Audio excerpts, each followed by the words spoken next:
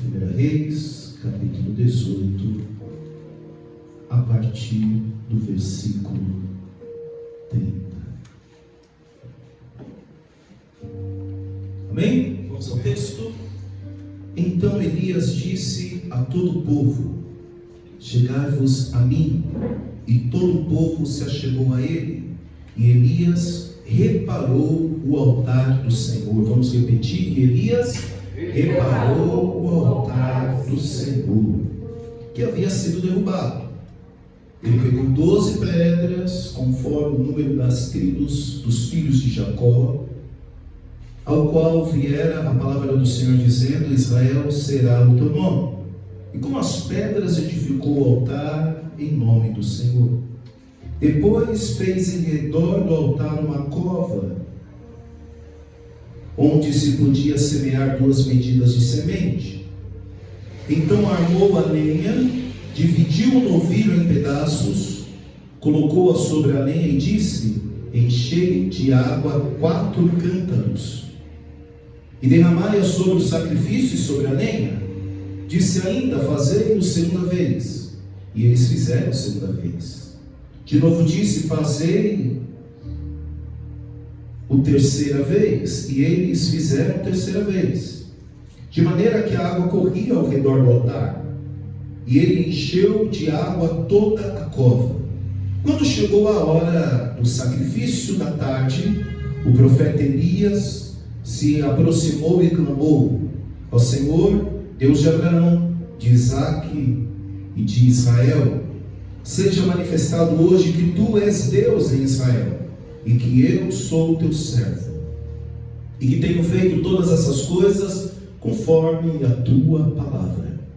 Responde-me, ó Senhor, responde-me, para que este povo reconheça que tu, ó Senhor, és Deus, e que fizestes voltar o seu coração para ti.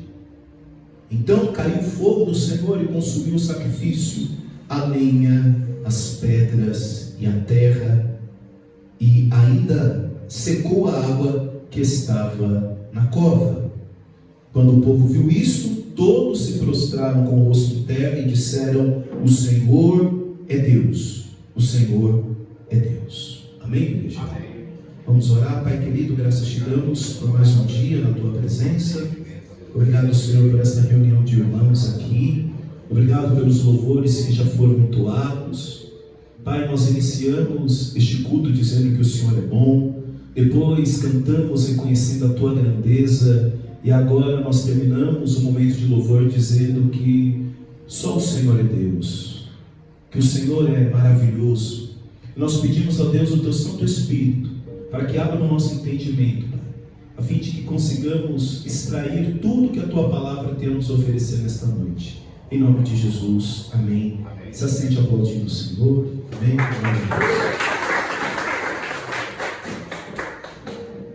Amados irmãos e irmãs, o título da minha pregação já está no telão. Vamos ler juntos. Chegai-vos a mim. Amados, um texto conhecidíssimo, profeta Elias, um texto que é de tirar o fôlego quando a gente lê ele, né? Mas todo o texto, como eu digo, ele vem de um contexto. A gente não pode interpretar o texto sozinho, flutuando, ele faz parte de um contexto. E o contexto nós podemos voltar um pouco. Capítulo 17, versículo 1, nós temos um pedaço da biografia de quem era Elias, e diz: o Elias, um tesbita. Tesbita porque Elias vem da cidade, da terra de Tisba, provavelmente uma cidade próxima a Gileade, e vai dizer que Elias, o tesbita que havia em Gileade, disse a Acabe: tão certo como vive o Senhor, Deus de Israel, a quem sirvo, nestes anos não haverá orvalho nem chuva, senão por meio da minha palavra. Quando nós lemos esse versículo, não sei se os irmãos perceberam, Elias foge um pouco do cabeçalho natural que era recorrente no Antigo Testamento ao profeta profetizar. Muitos diziam: assim diz o Senhor, não é? E aqui Elias muda um pouco, porque ele diz ali no final: segundo a minha palavra. E muitas pessoas podem fazer uma confusão, achando que talvez Elias deu ordem ao céu, e não se trata disso. Aliás, às vezes eu vejo alguns irmãos fazendo uma exegese um pouco pretensiosa desse texto, dizendo que Elias, pela sua autoridade, por ele ser homem de Deus, ele deu uma ordem no céu. Quando diz ali, se não segundo a minha palavra, estava querendo dizer, segundo eu que estou entregando.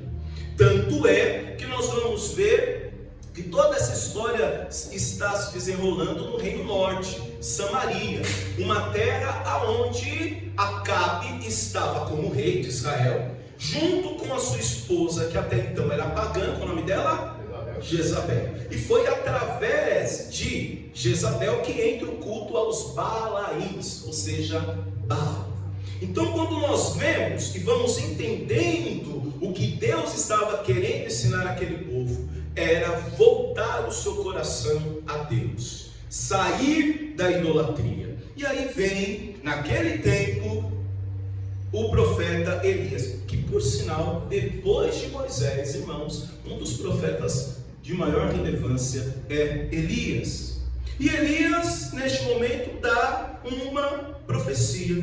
Depois disso, Elias, a partir do versículo 8 do capítulo 17, ele vai à casa da viúva de Serepta. Aliás, uns dias atrás pregaram isso aqui na Casa Sal, né? Aquela viúva que quando ele chega na casa, ela diz que tinha só um pouco de farinha, um pouco de azeite, um pouco de graveto, e estava ali com um pequeno estoque para comer e morrer. Que texto dramático, né? E por que aquela viúva estava naquela situação? Mundo antigo, mundo agrícola. Uma vez que o profeta determina que não haveria de chover e nem orvalho, o que aconteceu com as plantações? Começaram a se secar. Secando as suas plantações, não tinham-se mais recursos. Quando ele chega na casa daquela viúva, aquela mulher está vivendo a consequência da profecia de que Elias havia anunciado. E igreja, vamos prestar atenção. Vai ter muitos momentos que nós vamos anunciar coisas que não vão ser agradáveis para o povo ouvir. A consequência das nossas pregações nem sempre serão agradáveis. Ele chega em uma casa onde aquilo que Deus havia dito que não iria chover, já estava afetando na vida daquela mulher. Bom, é feito, ela prepara um bolo para ele, e ali há um detalhe muito importante, porque parte do milagre para acontecer, Elias fala para aquela mulher sair e buscar o quê? Vasilhas. Vasilhas aonde? Na vizinhança. Aí eu fico pensando, imagina se essa mulher não tivesse, Mauro, nem Alex, irmãos aqui, um bom relacionamento com seus vizinhos. Imagina se essa mulher não tivesse um bom relacionamento com vizinhos e agora fosse chegar na casa dos vizinhos para pedir um material que seria também parte para que o milagre, para que o revelar de Deus, o revelar daquele Deus até então invisível, fosse visto. Então, irmãos, vamos tomar cuidado aí. Às vezes a gente é bom aqui dentro da igreja, a gente prega, a gente canta, mas qual é o testemunho que a nossa rua tem da gente? Qual o testemunho que o bairro de Emelino Matarazzo tem de nós? Imagina aí, pensa agora aí, se eu fosse pedir hoje uma vasilha para sua vizinha, para o seu vizinho, será que ele ia te emprestar? Ou talvez nós podemos inverter a pergunta: se o seu vizinho viesse te pedir uma vasilha, você emprestaria? Pense aí, é de se pensar. Aí o que acontece? Elias agora, no capítulo 18, encontra um personagem chamado Obadias. Fala comigo, igreja. Obadias. E esse Obadias, eu peço que os irmãos não confundam com o profeta menor Obadias. Porque quando você lê o livro do profeta menor Obadias, primeiro que é um livro pequeno, ele não retrata nada sobre esse fato. Obadias, ele fez algo muito audacioso para a época. Diante a perseguição de Jezabel para os profetas, ele esconde 50 profetas nas cavernas. E eu acho interessante que depois, quem vai correr para uma caverna fugindo de Jezabel é quem? Elias. Louvado seja Deus, amado, porque existe uma caverna para você entrar e se proteger. Tem gente achando que você está flopado, tem gente achando que você está embaixo. Não, você está na caverna. Caverna nós não podemos confundir com cárcere privado. O Senhor nos esconde. Enquanto você está escondido, Ele provém do teu sustento. Quando nós olhamos o capítulo 18, depois o capítulo 19, quando Elias entra na caverna, nós vemos o próprio Deus acordando Elias 2 vezes para comer. 2 vezes. É cuidado de Deus. Quando você está escondido debaixo do Senhor, Ele te guarda. Mas o personagem Obadias guarda ali em uma caverna 50 profetas, onde 50 profetas. Elias agora chega para Obadias e fala: vai lá e fala com autoridade, Acabe, e diga para ele que eu estou vivo. Entrega também para ele que a passos de dias vai chover. Só que aí Obadias fica numa sinuca de bico. Ele diz: peraí, se eu chegar e falar tal recado seu, eles não temem até pela minha vida, eles vão me matar. E mesmo assim Obadias vai lá e entrega a mensagem para o rei Acabe. Só que não era apenas uma mensagem, era chamando para um confronto, que começa no capítulo 20. Vem comigo, igreja. Então Acabe convocou todos os israelitas e reuniu os profetas no Monte Carmelo. Elias se aproximou de todo o povo e disse: até quando titubeareis entre 2 pensamentos? Se o Senhor é Deus, segui-o, mas se Baal é Deus, segui-o. E o povo, porém, não lhe respondeu nada. Vai ter momentos que o profeta vai ter que se levantar e perguntar: qual é a sua decisão? E essa indagação de Elias para o povo, outros já vinham indagado. Depois você vai ver Josué perguntando a mesma coisa para o povo. E aí, vai seguir o Senhor ou vai seguir o inimigo, ou seja lá qual seja a divindade da época? Agora essa palavra precisa também ecoar no nosso coração no dia de hoje. Porque, amados, possa ser que nós estamos no culto, como eu gosto de dizer, num lugar geográfico, reunido no mesmo horário, mas será que o nosso coração está no Senhor? E o Senhor espera de nós uma decisão. E a nossa vida a partir de então precisará ser guiada por essa decisão. Então Elias faz essa pergunta: parem de andar em 2 pensamentos. Se o Senhor é Deus, seguiu, mas se Baal é Deus, seguiu. Para muita gente, Deus é Deus, mas não é Senhor, no sentido de uma divindade que pode me dar aquilo que eu quero, aquilo que o transcendente vai me responder, uma vez que os meus atos físicos não acompanham. Para muita gente, Deus é Deus, mas não é Senhor, no sentido de submeter-se, no sentido de obedecer, no sentido de esperar nele, até quando tudo não vai bem, até quando os nossos planos, os nossos anseios, as nossas vontades não são correspondidas. A gente canta aquela música, né? Se Deus fizer, Ele é Deus. Se não fizer, Ele é Deus. Isso é uma grande verdade, Deus é imutável. Mas quando chega o momento de viver isso, né, irmãos? Quando chega o momento de viver isso, nós vemos Paulo apanhando, nós vemos Paulo fugindo dentro de um cesto. Paulo que no seu anúncio de conversão foi dito: vai, porque ele é um vaso escolhido, lhe mostrarei o quanto ele deverá padecer, sofrer. Aquilo ali é Mateus capítulo 5, puro na vida de Paulo. Feliz sois vós quando vos injuriares, e contra vós disserem todo tipo de mentira. Quando a gente lê é magnífico, quando a gente passa a viver, né, irmão Cíntia?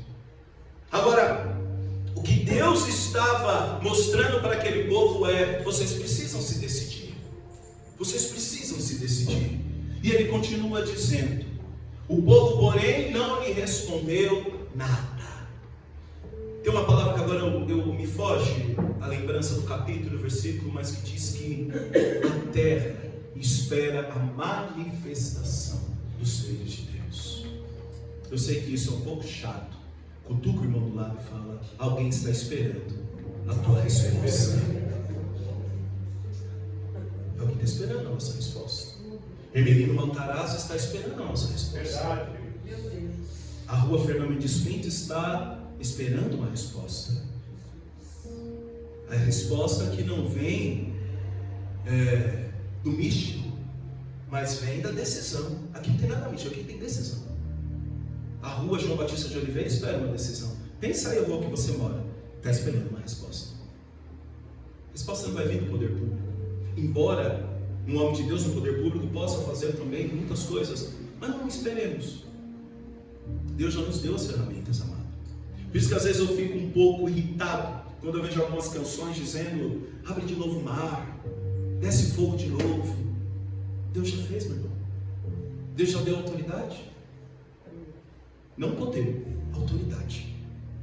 Poder, muita gente quer poder para mandar no outro. Muita gente quer poder para fazer fora do propósito. E Deus nos livre de poder fora do propósito do Senhor. Ah, por quê, pastor? Mateus capítulo 4. Se prostra, eu vou te dar, vai ter reino, vai estar dentro do propósito? Não. Transforma as pedras em pães.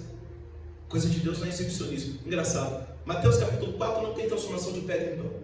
Mas João capítulo 2, aí tem transformação de água em vinho. Por quê? Estava dentro do propósito.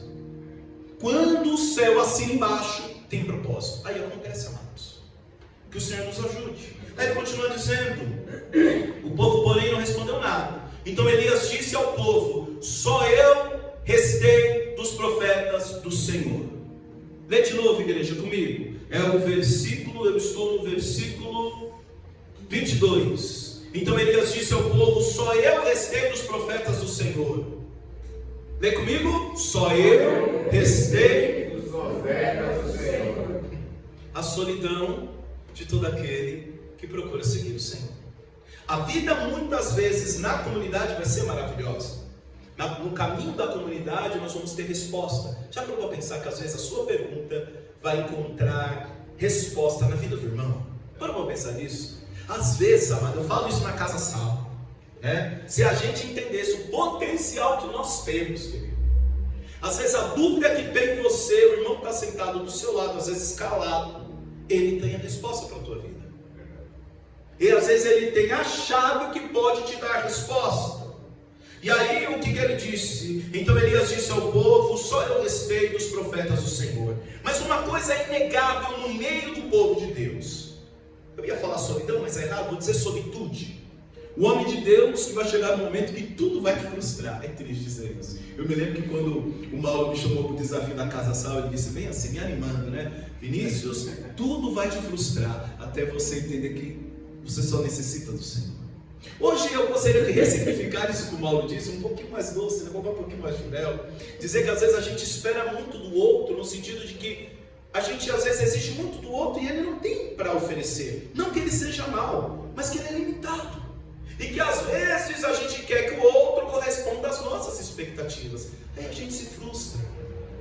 Nesse momento, Elias vai se deparar com 40 profetas. E ele olha para si e diz: só restei eu dos profetas. Aí eu me lembro de Jesus no Horto das Oliveiras, quando ele fala para os seus discípulos, que ele diz: eu não vos chamo mais de irmãos, né? Agora vos chamo de amigo, mais íntimo. Aí ele fala: fica um pouquinho aqui, Jesus na sua humanidade. Fala: fica um pouquinho aqui, vigia um pouquinho. Quando ele volta, os seus amigos estão o quê? Dormindo. O sono é inevitável, o cansaço da vida é inevitável. E vai ter momentos, amados, que nós vamos nos sentir assim, como Elias, como Jesus de Nazaré, sozinhos, diante da cruz. Vai ter momentos que você pode chegar nessa igreja e encontrar o pastor Vinícius dormindo, o pastor Paulo dormindo, a diaconia dormindo. A vida com Cristo vai passar por esses momentos de solitude, momentos que vamos faltar pessoas, mas não se deixe vencer, não está te faltando presença de Deus. Tem muita gente confundindo pessoas com presença de Deus. Não é culto cheio que traz presença. O que traz presença é coração dobrado, coração querendo obedecer ao Senhor. A igreja pode dar glória a Deus, eu não ligo. Então vai ter momentos que vai acontecer isso. Você vai olhar para um lado, vai olhar para a direita, vai olhar para a esquerda, para frente, e vai dizer: só restei eu dos profetas do Senhor. Mas os profetas de Baal são 450 homens. Ainda não falei 400, tem mais 50 de chorinho, caldicando, chorinho. Aí ele diz o quê? Tragam 2 novilhos, escolham eles 2 novilhos, dividam-no em pedaços e ponham sobre lenha, mas não ateiem fogo. Eu prepararei outro novilho e porei sobre a lenha, e não lhe aterei fogo. Então invocai o nome do vosso Deus, e eu invocarei o nome do Senhor, o Deus que responder por meio de fogo. Por meio de fogo. esse será Deus. E todo o povo respondeu: está bem. Tentaram para briga, para peleja, né? Elias foi muito sábio no sentido de dizer: aquele que responder com fogo. Porque no Antigo Testamento nós vemos a manifestação de Deus muitas vezes em fogo. O fogo que tem vários significados bíblicos, como poder, Atos dos Apóstolos, capítulo 2, como purificação, quando João Batista diz: ele tem a pá que limpa a eira, né? Queimará a eira, o fogo ali de purificação. A sarça que queimava, a sarça ardente queimava, mas não se consumia. Ou seja, ele diz: olha, vamos ver então qual divindade, vamos dizer assim, é maior. Aquele que responder com fogo, né? Propôs ali um desafio. O pastor, o Gálvaro, nos trouxe a palavra na última terça-feira, no nosso encontro de pastores via online, e ele disse que às vezes nós precisamos fazer isso com o que Elias fez. Não ter medo de dizer: tudo bem, vamos ver qual Deus vai responder. Talvez se hoje nós nos posicionássemos, porque Elias sabia o Deus que ele servia, ele não iria propor tal desafio sabendo ou desconhecendo o Deus ao qual ele servia. Ele sabia muito bem o Deus que ele servia. Agora a grande pergunta é: nós sabemos, amados? Será que nós temos convicção da nossa fé? Quando a gente chega e anuncia, fala versículos, chama para congresso, para conferência, essa igreja, eu louvo a Deus que é uma igreja que não para mais, né, de segunda a sexta, tem muitas atividades, mas tirando essas atividades, será que nós estamos revelando a Cristo Jesus? Ou será que só estão vendo um Muay-Thai? Não que seja ruim. Ou será que só estão vendo os nossos momentos de comunhão, churrasco, será que seja? A necessidade de nós nos posicionarmos. Porque quando nós não temos convicção daquilo que nós cremos, a gente ataca o outro. A gente quer matar o outro. Quem anda convicto anda feliz, irmão. Quem sabe que foi encontrado por Jesus de Nazaré anda feliz, anda liberto, não anda de cara feia não anda amargurado. Não está certo que a vida tem suas circunstâncias, mas não joga nas costas do outro as falhas da sua vida. Quem entende? Eu sou livre, sou vitorioso. Aí ele diz: então invocai o nome do vosso Deus. Aí falaram: está bem. Então Elias disse aos profetas de Baal: escolhei para vós os novilhos e preparai primeiro, pois sois muitos. Invocai o nome de vosso Deus, mas não deveis atear fogo ao sacrifício. O fogo vai ter que vir do céu. Eles pegaram o novilho que lhes havia sido entregue, prepararam, invocaram o nome de Baal, desde amanhã até foi longa essa oração, né? O culto foi longo. Ah, Baal, responde-nos. Porém não houve voz, ninguém respondeu. E eles pulavam em volta do altar que haviam feito. E ao meio-dia Elias passou a zombar deles, dizendo: clamai em alta voz, porque ele é um Deus. Pode ser que esteja falando, ou que tenha alguma coisa para fazer, ou que esteja em alguma viagem, talvez esteja dormindo e precisem que o acorde. Olha esse detalhe no versículo 28. E eles gritaram, e conforme o seu costume, se retalhavam com facas e com lanças até escorrer sangue neles. Depois do meio-dia, profetizaram até a hora do sacrifício da tarde, mas não houve voz, ninguém respondeu, ninguém atendeu. Eu sei que quando a gente lê esse texto falando dos 450 profetas de Baal, a gente ri, a gente acha insano. Mas amados, cá para nós, quantas são as vezes que nós temos a mesma atitude com o nosso Deus? Gritamos, achamos que seremos atendidos pelo grito. Conheço pessoas que se mutilam, fazem sacrifícios, achando que Deus vai amar mais, Deus vai amar menos, achando que vai atrair a atenção de Deus porque gritou mais, porque se sacrificou mais, trazendo para o crentiquez, porque subiu mais um monte, porque orou mais, porque jejuou mais, e grita, porque afinal o céu é tomado à força, então tem que mostrar força. Será que é assim, amados? Aí já nos abençoou com toda sorte de bênção. Fala para o irmão, o Senhor já te abençoou. O nosso conceito de bênção mudou. Afinal, depois de um mundo pandêmico, por conta da Covid-19, a sociologia nos mostra isso, nós passamos por uma fase pandêmica, então nós já conseguimos dividir a história no mundo pós-pandêmico. E agora, nessa modernidade, da contemporaneidade, nós até ressignificamos o conceito de bênção. Onde o bênção é o que é palpável, o que eu pego, o que eu sinto.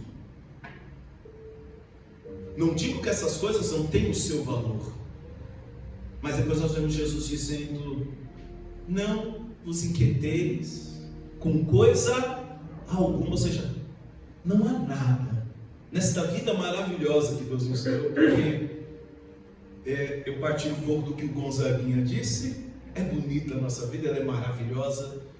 Não há nada nessa vida que mereça você ser consumido em ansiedade. Ansiedade, né, que é a preocupação exacerbada pelo futuro que nós não temos certeza. Por isso vamos ficar de braço cruzado? Não, mas vamos descansar. Vamos descansar, meus amados. A gente lê, acha um absurdo. Eles gritavam e, conforme o seu costume, se retalhavam com facas, com lanças, os sacrifícios, as mutilações. E chegamos na palavra no versículo 30. Então Elias disse a todo o povo: chegai-vos a mim. Vamos repetir, igreja? Chegai-vos a mim.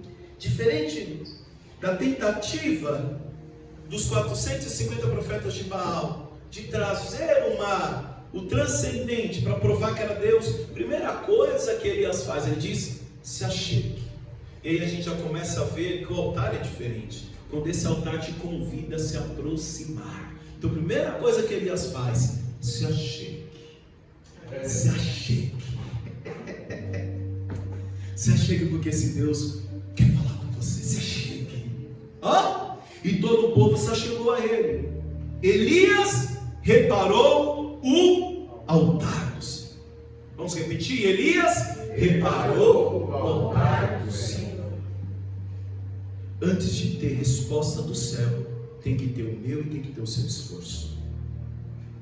Resposta do céu, o transcendente, o milagre, só vai acontecer quando nós repararmos o altar. Que altar é esse? Quando nós vamos no capítulo 19, quando Elias está dentro da caverna, veio uma voz no versículo 13 dizendo: Elias, que fazes aqui? No versículo 14 ele responde. Ele respondeu: tenho sido muito zeloso pelo Senhor, Deus dos exércitos, porque os israelitas abandonaram a tua aliança e derrubaram os teus altares e mataram os profetas pela espada, e fiquei eu. Por isso que lá no capítulo 18 era ele sozinho, né? E fiquei eu, somente eu, e procuram tirar a minha vida. Todos os altares haviam sido destruídos, a idolatria tinha tomado conta. Mas a primeira coisa que Elias faz: não se trata de um show, não se trata de uma forma, de uma manifestação. Primeiro eu vou restaurar o altar. E antes que você também pense que estou falando apenas de um altar físico, às vezes esse altar aí precisa ser restaurado, amados. Precisa ser restaurado. Então a primeira coisa que ele faz, ele restaura o altar do Senhor, que havia sido derrubado. Ele pegou 12 pedras. Eu fico pensando, Elias carregando agora as 12 pedras. Altar tem mais a ver com lugar de sacrifício do que lugar de resposta. No decorrer da vida foram colocados para a gente que altar é lugar de resposta, né? Não, mas altar é lugar de sacrifício. É lugar de carregar a pedra. Hoje eu não vou mais cortar no novilho. Hoje eu vou me oferecer como sacrifício. Imagina Elias carregando as pedras na frente de todo mundo. Pedra é pesado, amado. Ele vai carregando as pedras conforme o número das tribos dos filhos de Jacó, mostrando: olha, esse sacrifício, esse culto, essa forma de adorar é diferente do que vocês acabaram de ver. Eu sei que tem novilho, eu sei que também tem sacrifício, mas esse altar aqui é diferente. Ouvir, igreja? Presta atenção. Esse culto é diferente. Em nome do Senhor. Depois fez ao redor uma cova onde podia semear 2 medidas de semente. Se fosse um... Quem aqui já plantou? Da glória a Deus. Você faz uma valinha, né? Às vezes de 2 a 3 centímetros. E ele fez isso em volta do altar. Que coisa linda. Ele faz ali em volta. Fez ao redor do altar uma cova onde se podia semear 2 medidas de semente. Então armou a lenha, dividiu o novilho em pedaços, colocou sobre a lenha e disse: enchei de água 4 cântaros e derramai sobre o sacrifício e sobre a lenha. Ele disse que o Deus que respondesse com fogo era o Deus verdadeiro, amém? O fogo iria consumir a lenha, amém? Agora ele pede para encher 4 cântaros. E agora repare o que Elias faz. Disse ainda: enchei de água 4 cântaros e derramai sobre o sacrifício e sobre a lenha. Disseram ainda: fazei-o segunda vez. E eles fizeram segunda vez. De novo disse: fazei-o terceira vez. E eles fizeram terceira vez. De maneira que a água corria ao redor do altar, e ele encheu de água também a cova. Então molhou toda a lenha, molhou pedra, molhou tudo. Agora, quando nós olhamos o capítulo 17, que Elias entrega uma profecia dizendo que não iria chover e ia ter orvalho. Depois ele vai para a casa da viúva de Serepta, que ela está numa situação difícil, justamente por conta da escassez de água. Então a água ali havia se tornado um bem muito precioso, um bem muito raro. E agora o que Elias faz? Ele pede 4 cântaros, daquilo que é raro, daquilo que é precioso, e ele derrama no altar. Aí eu me lembro da passagem de Judas, que Judas olha aquela mulher quebrando o vidro de alabastro e ele diz: nossa, que desperdício.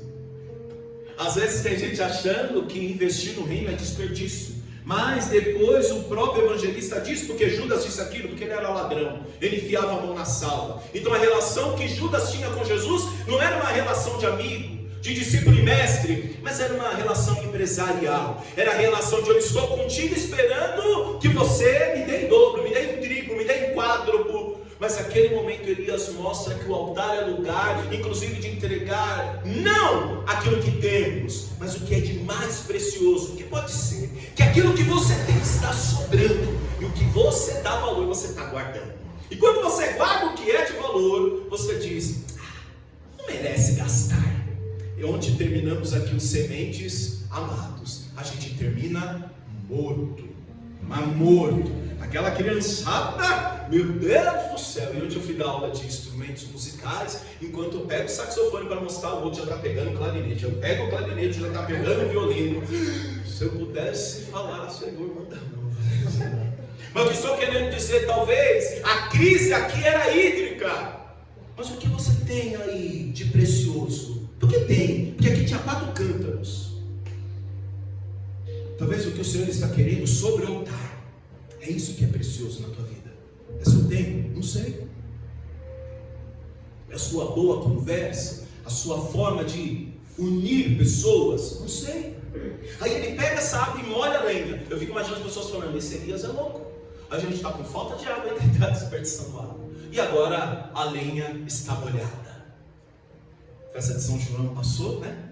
Quem já tentou acender fogueira molhada, dá um trabalho danado. Faz fumaça, mas não pega fogo. Já repararam isso, irmãos? Faz fumaça e não pega fogo. É igual crente chato, né? Faz fumaça, faz um barulho e não pega fogo. Demora. É um cheiro de fumaça, uma fofocaiada danada, demora para pegar fogo. Então tomou a lenha, derrama os cântaros. Eu estou agora no versículo 34 e disse ainda: fazer pela segunda vez. E eles fizeram de novo. Fazer pela terceira vez. Eles fizeram de maneira que a água corria ao redor do altar, e ele encheu de água também a cova. Quando chegou a hora do sacrifício da tarde, sacrifício da... porque era tarde que os novilhos eram imolados. E qual foi o horário que Jesus exclamou dizendo tetelestai? À tarde. Amados, aqui era Cristo, tá? Apontando para Cristo. Aleluia. Quando chegou a hora do sacrifício à tarde, o profeta Elias se aproximou e clamou: ó Senhor Deus de Abraão e de Isaque e de Israel, seja manifestado hoje que tu és Deus em Israel, e que eu sou teu servo, e que tenho feito todas essas coisas conforme a tua palavra. Aí a resposta, que aquilo que Elias profetiza no capítulo 17 não foi da cabeça dele, foi segundo a palavra do Senhor. Responda-me, ó Senhor, responda-me para que este povo reconheça que tu, ó Senhor, é Deus, e que fizestes voltar o seu coração para ti. Nenhuma manifestação miraculosa vai ser boa se ela não levar corações ao Senhor. Olha a oração de Elias. Eu não quero fogo pelo fogo, eu não quero aqui resposta para o meu ego, eu quero que esse povo creia. Então caiu fogo do céu e consumiu o sacrifício. Não só o sacrifício, mas a lenha. Diga de passagem, estava molhada, as pedras e a terra, e ainda secou a água que estava na cova. Quando o povo viu isso, porque manifestação de Deus, você vê, irmão, você percebe. Possa ser, meu querido, que o altar que você tem edificado todos os dias não está tendo fogo, mas está tendo obediência. Para ter altar tem que ter obediência, tem que ter amor. Quando o povo viu isso, todos se prostraram com o rosto em terra e disseram ao Senhor: o Senhor é Deus, o Senhor é Deus. E Elias disse-lhes: agarrai os profetas de Baal, que nenhum deles escape. Eles os agarraram e Elias os fez descer ao ribeiro de Quizon, onde os matou. Uma história que nos chama a atenção, porque Deus se revelou. Mas hoje nós não estamos mais em posse de pedras, de gravetos, de novilhos, e louvado seja Deus que nós não precisamos mais disso, porque houve um sacrifício perfeito que foi colocado no altar da cruz, que assim como aquele novilho foi repartido, ele também foi moído, chicoteado, pendurado. E naquele dia, ao dizer tetelestai, o véu do templo se rasga. E o detalhe é lindo, porque diz que o véu do templo se rasga, irmãos, de alto a baixo. Não foi de baixo ao alto. Era Deus recebendo aquela oferta, era Deus recebendo aquele sacrifício. A distância que havia entre o homem e Deus, Cristo encurtou. Cristo encurtou. Quando olhamos para Elias e aquele momento que ele diz: só eu fiquei, lembremos de Jesus, quando ele diz: por que me abandonastes? E em um momento Jesus provou do silêncio de Deus. Óbvio, estava carregando todo o pecado da humanidade. E louvado seja Deus que esse silêncio que Jesus sentiu uma vez, nós nunca iremos sentir. Jesus aceitou ser filho do homem para me fazer, para te fazer filho de Deus. Estávamos desgarrados, sem perspectiva, mas o Senhor encurta essa distância. O céu respondeu e o céu recebeu aquele sacrifício, e é por isso que hoje nós estamos aqui. Depois Paulo vai dizer: se Cristo não tivesse ressuscitado, em vão seriam as nossas orações, as nossas pregações. Então o que é a reunião dos irmãos? Não é mais uma disputa religiosa, não é mais uma disputa para provar quem é Deus, mas é uma reunião de gratidão. De gratidão. Esse Deus que por várias vezes se rebaixou para revelar a tua glória a nós. Foi com fogo, foi com sarça, vento suave, como diz Hebreus por último, falou através do próprio Filho, e nós vimos a sua glória. Aleluia. E a gente pode colocar de pé? A igreja recebe essa palavra? Amém. Em nome de Jesus.